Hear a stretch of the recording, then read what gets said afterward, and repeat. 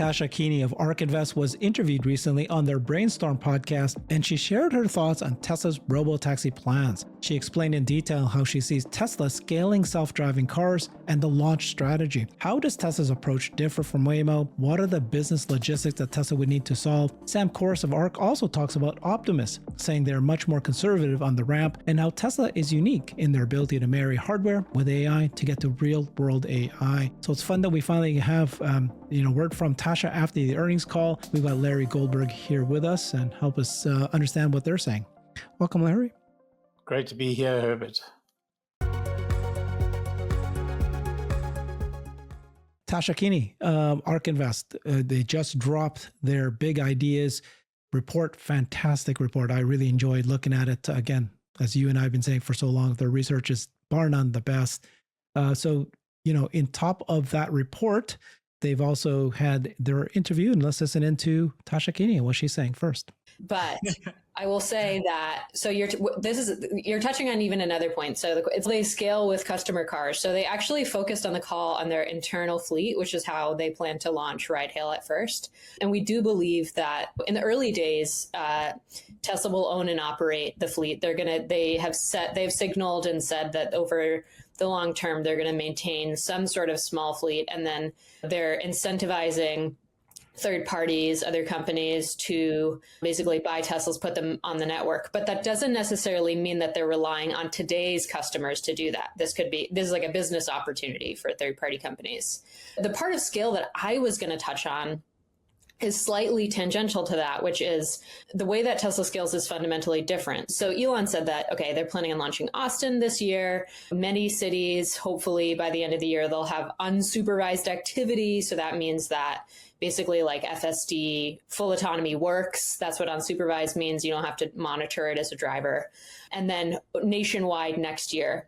I mean, next year is when you as a customer would be able to sign your vehicle up for the platform. But what does that actually mean? That's a capability point, meaning that the software works in these geographies. So then it's like for Tesla, launching becomes really more of a logistics problem, which isn't nothing. You have to get a groundswell in cities. You have to get people to use the app, get on the platform, customer acquisition, all of that. There's probably some local regulation, even if autonomy moves to the federal level for regulation overall, some local ride-hail regulation. But it's different than what Waymo does, because for Waymo, when they expand, it's both that logistics challenge and a technology challenge, because they actually have to say, okay, now we're going to put cars in this area, start testing it. We're going to start putting cars on highways, as they've done recently, for instance, start testing driver free, and then we'll launch. Whereas Tesla's like already doing all that R&D work with customers. So I'm going to pause it there, Larry. What are you thinking about what she's saying about how Tesla is going to launch this and scale?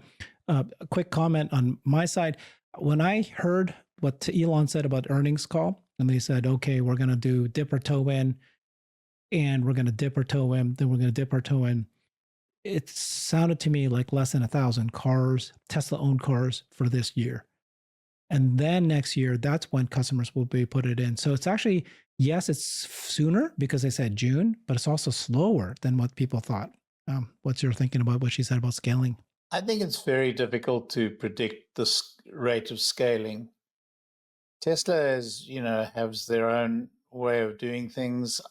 We read recently, and I posted about it, the patent on the use of the app, so that they've enabled the app for the third party shepherd of these of these Tesla self-driving vehicles, so that the third party can actually use the Tesla app, Robotaxi app, separately from the Tesla app itself. This enables the third party, ride-hail firm to run the Tesla fleet independently of the Tesla app and also within their own app.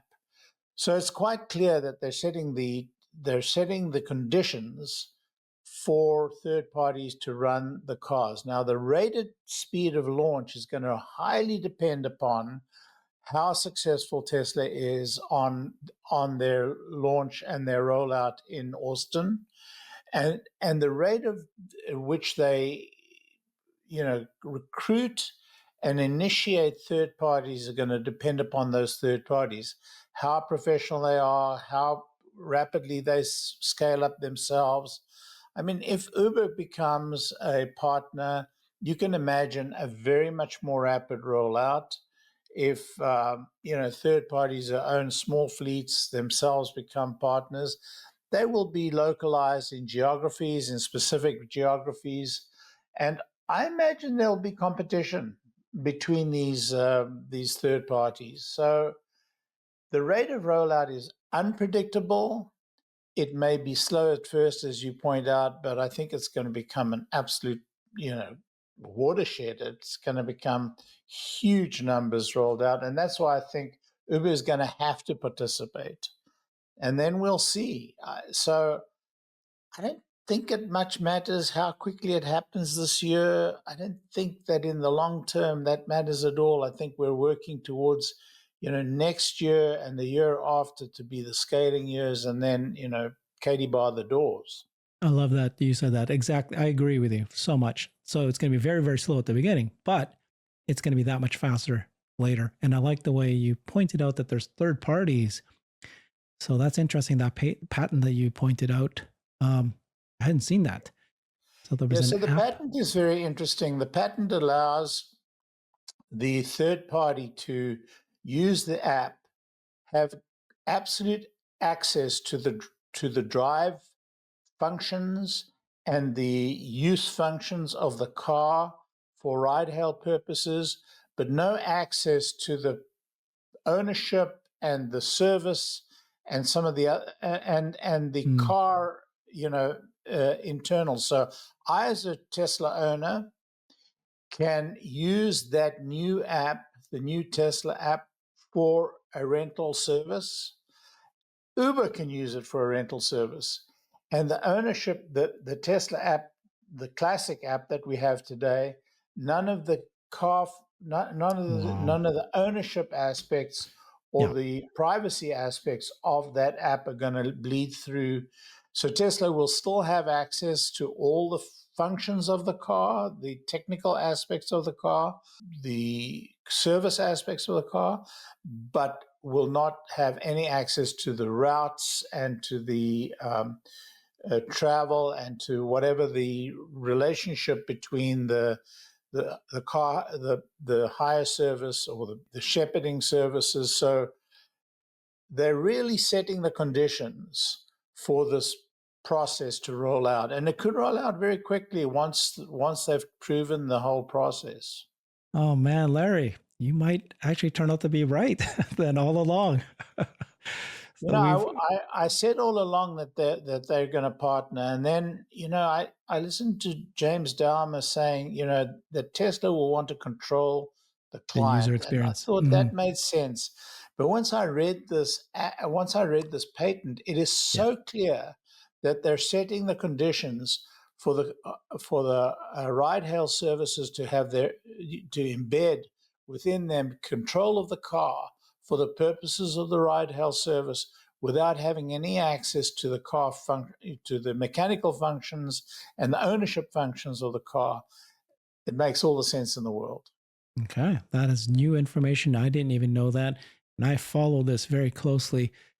Very interesting. I've posted on it, and I've posted details. I've included details of several people who have posted the app patent itself, but I've discussed the details of the patent, so it's very clear. Wow. Let's listen in some more to what Tasha's saying, and then we'll talk about logistics next. And that's one example of logistics. At least like from a software perspective, the launch is a lot more seamless, and the scale, you can imagine, you can see how, because of that format, that again, like scaling for them they already have one step solved. They only have to do this sort of business logistics management step. And on the logistics side, Tesla also released a video of the cleaning robot to be implemented. And I think this is like a classic one of those, but have you thought about how they're going to clean the cars? And if they clean these cars with a robot, once a year, almost certainly cleaner than a taxi cab that you. Sam, what taxi cabs are you driving in that you think they're that dirty? I'm telling you. I think you may be pricing yourself into. I was in an Uber in. That's a crazy statement. Western. I will not let you get away with that. I was in a Uber in Florida, and an ant fell on my head from the roof of the car. Yes. You've never been in a car on a highway. I couldn't get out. I'm totally on Sam's side, especially once a year. All right, we're getting back down. They're going to clean it. There's not regulations over cleaning. Yeah. They can do whatever. I understand that. But I'm saying Tesla cars are going to be far cleaner than the average Uber or taxi cab that you get into. Yeah. So we'll get to that, but he's talking about the logistics, right? So that's one of the things that Elon said, why we're going to dip our toe in. We want to make sure that the app works. We want to make sure that, and we'll share some more about the self-cleaning and this wireless charging and so forth, but comments on the logistics that need to be tested first. Herbert, I was in a business meeting yesterday with 4 or 5 fellas, and we were talking about ride hail because I'd driven to Charlotte from Raleigh, like a 3-hour drive, and my passengers were just blown away by the fact that I didn't engage once, not once. It was a very smooth ride there and a very smooth ride there. The car parked. It was like a perfect drive. And they were blown away. And so we started talking about ride hail. And the general consensus at that meeting was that the Uber experience has become miserable. Mm. The cars are not clean. The drivers have become pretty, there used to be a pleasure taking an Uber. It was like, oh, this is so much better than a cab. Well, the quality has fallen off quite dramatically. So, the ride hail service is right. It's the timing is absolutely perfect. Now, that vacuum that was fantastic. It was a great video, and I think that Tesla's going to make money selling those things. Selling real money to fleet managers. To fleet managers, right? And by the way, why just use it for the Tesla? Why not use it for all the other kind of cars there are? It'd be interesting. There are sometimes, the cars get really maltreated and you need more than just a vacuum cleaner, but having that vacuum cleaner as, first line of defense on a daily basis is just great. Just great. Do you think that they'll be testing this in June onward? They'll be testing this as well? So first of all, they're all Tesla-owned cars, Model Ys. It's not going to be the Cybercabs. Right. So, but then part of what he's testing is, he's testing the app. And do you think that part of logistics is testing and automated cleaning? And of course, there's also wireless charging as well. I don't think we'll see wireless charging until the Cybercab comes up. I don't think the new Y will have the wireless charging, but that's fine. Right now they have to do a whole lot more than just charge the car in terms of maintaining a an ICE car. The maintenance is a nightmare. But the electric car, the maintenance falls down dramatically. So maintaining and keeping the fleet in operation even before the Robotaxi comes out will be a snap, in my view. Okay. I want to show back to that. We were talking about the patent. So on your X account, I saw this. So you've basically revealed that there is this patent from SETI Park. SETI Park does a good job tracking all the patents. Amazing job. Yeah. This is what the patent. And then you basically explain what you just said to us earlier. It allows third parties, like a fleet owner, to be able to view certain parts of the vehicle, but mostly related to the fleet management. Warren Redlick had a good comment though. Did you reply to him? You didn't. It says, I don't see why Trax need to partner with Uber. Doesn't third parties refer to us as vehicle owners? It refers to us, but it definitely refers to people like Uber for sure, because Uber will need to have access to all the functions in the app, all the ride-hail functions in the app for their own app. So they'll want to integrate the app. Remember, Uber won't have a driver in the car. Mm-hmm. So because they won't have a driver in the car, they will have to have all the Tesla functions available to the Uber app in order to provide the services to the passenger. Okay. Yeah. I like this. Let's listen into Sam Korus just to finish off their interview. And he's talking about Optimus. Another exciting point of the call, a lot of talk on Optimus. We're far more conservative than Elon is on the ramp, but he said their internal ambitious goal is roughly 10,000 robots by the end of this year. So maybe they get to a few thousand or half of that if they come up short, and then scaling an order of magnitude per year after that. Although also noting that a humanoid robot is 1,000 times harder than the autonomous vehicle. But what makes it all possible is really the learnings, this real world AI. And I think another thing that ties into the kind of mismatch in expectations from traditional finance and everyone on the technology side is there does seem to be a weird dynamic where everyone's very excited about AI and then can't cross the bridge to real world AI. It's like everyone's so excited about DeepSeek and all of these models and then can't go the one step further to be like, yes, this means that Robotaxi at scale is right around the corner. And I think, to me, that's one of the most visceral disconnects in the market right now. It could be different companies that are, the companies of today that are great at software-based AI may not be great at real-world AI. And I think that from an investor perspective, it's perceived as more risky because it's hardware-based, like it becomes also a capital intensive endeavor. Of course, if you're a company like Tesla, that's less of an issue, right? Because they have cash that's coming off their electric vehicle line, and they were smartly like one of the first companies to be profitable on EVs, and now they can use that to build these other businesses. Not everyone has that luxury. And one thing, as I say this now and think about when we're recording this, our big idea is just published. So everyone should go download that or look at the X posts where people just post screenshots. Just kidding, Ben, who's listening as a producer. Everyone has to download it. You can't see it any other way. Yeah. Okay, so I like the point, right? Everybody's so excited about AI and what they're able to do. And there's some increasing excitement about Tesla, understanding, but there's really very few organizations out there that can do both AI and manufacturing. So therefore, they can't really do real world AI. Maybe Google can do it because they've got Waymo and they've got the, but they actually are not, they got Waymo, but it's really a software part of Waymo. They don't actually have the manufacturing part of it. It's really only Tesla that has both. Yeah, that's Tesla's magic. I mean, they've done such a great job of integrating great software with great manufacturing capability. I mean, it is truly amazing.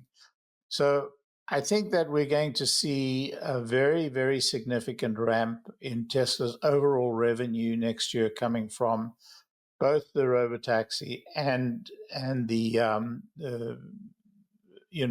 Optimus. Now, this year is going to be very interesting. I mean, it's going to be the robot Optimus getting out into the factory, the Robotaxi just launching, the ride-hail business launching. It's going to be an incredible year. It may not be an incredible year financially, but it's going to be an incredible product introduction year. I'm very excited about it and looking forward to it. And, if you have any doubts about the ride-hailing business, you should look at the valuations that ARK have done. I'm tracking those valuations. I think they're going to be very good indeed.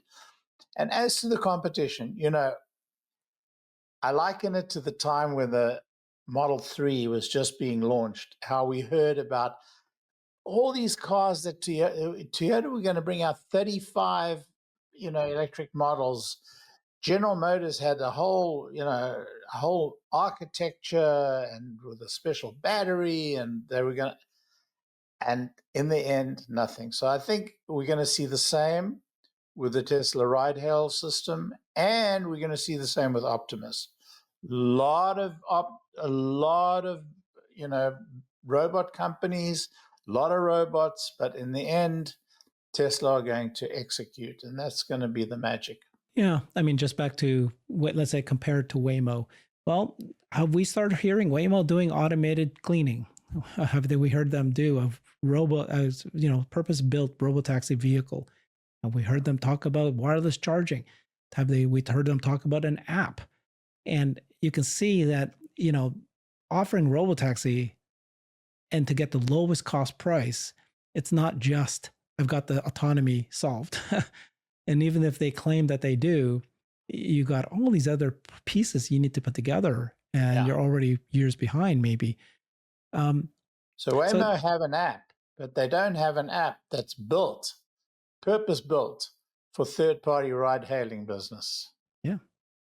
Okay, so let's take a look at the big ideas, ARK Invest thing that they dropped, and then this is the section on robo-taxis.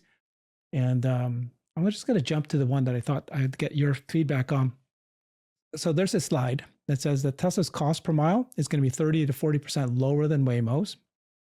Its higher cost structure is likely to make Waymo less competitive or less profitable than a cybercab robotaxi service.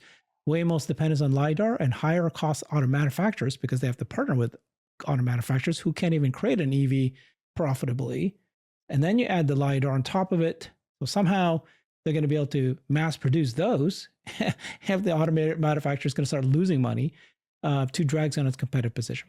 But okay, but this here comparison of Waymo's cost per mile versus cybercab at scale. So the assumption is at scale means that you have only one remote operator per 100 cars. So even that, we don't know if Waymo can ever get there, but let's assume they can.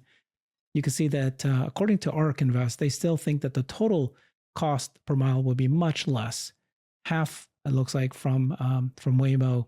But even this Waymo looks so much more, I don't know, it just seems very optimistic that they'll get to this point.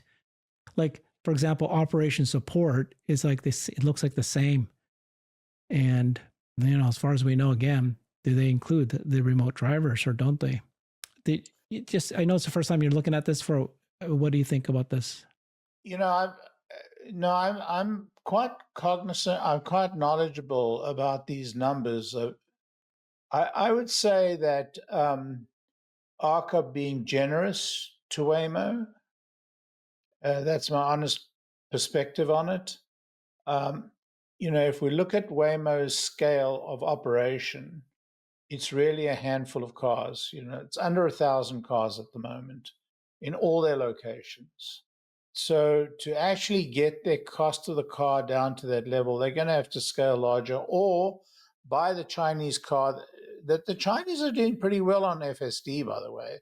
The Chinese are doing very well on Robotaxi. The Chinese are going to be very competitive with Tesla in China. They're not going to be that competitive in Europe, and they're certainly not going to be even present in the United States. So we're going to see, winner take a lot, not most, but a lot in China. We're going to see winner take most in Europe and in the United States. Mm-hmm. And I think that Waymo is not going to be, I think Waymo may be a slow follower in terms of, right now they're the leader. I think that they're going to lose that lead sometime in the coming year. And I think they will never see the lead again. And I think that, ARK's numbers are fairly conservative. And I think that Waymo are going to struggle to reach those numbers. Yeah, and there's the other half of that slide on this side here. They're talking about if Waymo or let's say Hyundai spends $5 billion in CapEx, they build a factory, $5 billion. So does Tesla. Well, Tesla can produce 325,000 vehicles for every time that Waymo can only do less than 100,000. Hyundai, and again, that's not Did they include the integration with the LiDAR still? Did they include the fact that, they have to be profitable? How long will it take them to design it? Mm-hmm. Yeah, that estimate number includes the LiDAR, includes the full car suite. Okay. And that's both Hyundai, the money that's going into Hyundai, and the additional technology. Okay. Yeah. So I think that's back to the point that Sam Korus was making. Like, okay, it's one thing to say you've got FSD, you got the same FSD as we do. Then you start thinking about who can produce the most vehicles. And Cybercab was purposely designed to be a robotaxi, right, but it's also purposely designed to be the lowest cost car. And you saw that one of the very first slides that ARK Invest showed here was they actually think that Tesla's robotaxi Cybercab is going to be at a price, could be profitable at a price of $15,000. And the way they came up with that was based on the 5.5 miles per kilowatt hour right, that Tesla said they're going to do. Then they said, well, based on the battery cost, and then with the battery cost even declining further, this is where they think that the price could be at some point, $2,273, $2,300 for the battery alone. And if that's the case, typically, the drivetrain is 20%. And again, the Cybercab's purposely built for lower costs. So imagine if they can produce a car that's so easy to make, $15,000 per car. I have no idea how other manufacturers can compete with that. Because if you can have lower cost, then you could charge lower for the actual price for the ride hail. And then here they actually take into consideration all the things that how Tesla would, charge for it.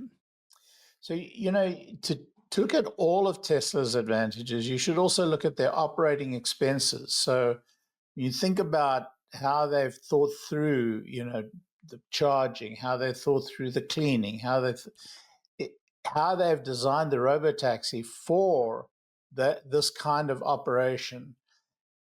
The interesting feature of the exercise is I don't think they thought through just how many robotaxis they're going to be selling, because, the robotaxi's value is so much higher than $15,000. Right.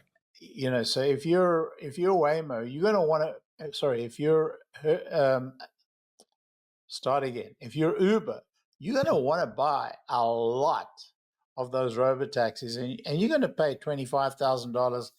You're going to pay $30,000 for those things. That's what they're going to be worth to you, particularly with the kind of maintenance and all the facilities that come with the robotaxi, the built-in capabilities. So, it's a winning hand. And that they're going to play that hand very well. So it's going to be tough. It's going to be a tough world. And only if Uber are able to partner will they be able to succeed. Survive. Yeah. I do like that as the months go by, ARK is doing more research for you in terms of now that we're not just talking FSD anymore, we're talking about the network, the logistics, how will this all play together? It's exciting. We're going to learn more as the months go by, and certainly by June, we'll know how much they charge and what the service really entails. Yeah, I know that the rollout in June will give us some clues, but it's not going to be the final story. I think the final story will play out over the year as they expand and as they start licensing, and as there's just so much we're going to learn. So much we're going to learn. And a lot depends on the rollout of the robotaxi itself, which will be later in the year or next year. Perfect. Thank you, Larry. Follow him on his X account at Tesla Larry. Thanks, everybody. Bye-bye. I've created a website that is the most comprehensive resource for the Tesla investor. Please check it out. Simply go to my website at herbertong.com.